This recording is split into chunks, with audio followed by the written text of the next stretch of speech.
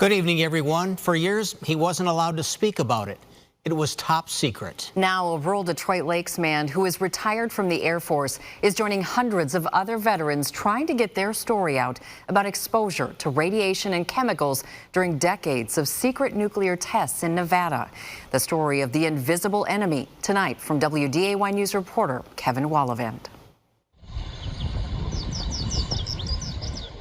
His rural home tucked into a hilly Becker County woods, retired Air Force veteran Jeff Tessman, who joined the military after graduating from Detroit Lakes in 1977, has an incredible Air Force career displayed in his home. So in this case, I own this multi-million-dollar aircraft. And what am I looking at here? The stealth fighter, F-117. He was a crew chief on the once top secret stealth fighter. You took responsibility for. So Ownership. You owned it. Even working on Russian MiG fighters that were used in... That was my jet. There's my name right there in the book.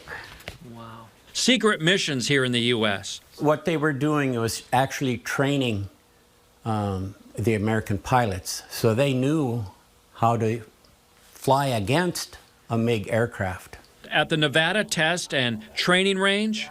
I'm going to read a list of what we were exposed to.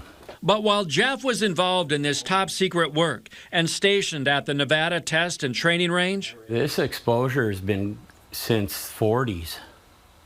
This was the main site for nuclear testing.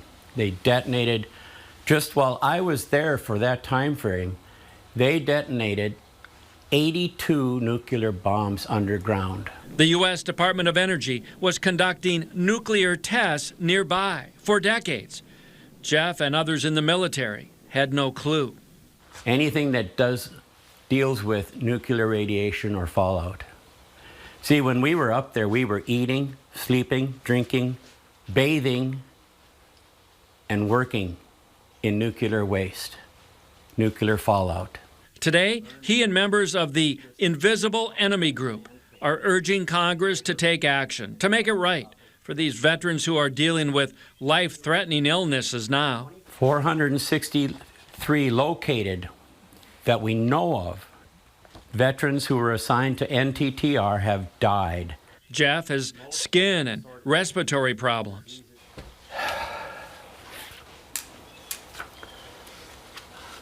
You ask anybody. I'm a veteran.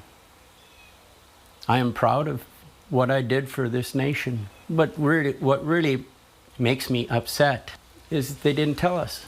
Jeff retired in 1997, 20 years of service in the Air Force. Now he and others want to lift the veil of secrecy to help the hundreds now hurting. I'm a little disappointed. But even if I would have known, I would have still done it. In Detroit Lakes, Kevin Wallavend, WDAY News. The U.S. government has told the group the invisible enemy is not responsible because those soldiers and airmen were, quote, never there.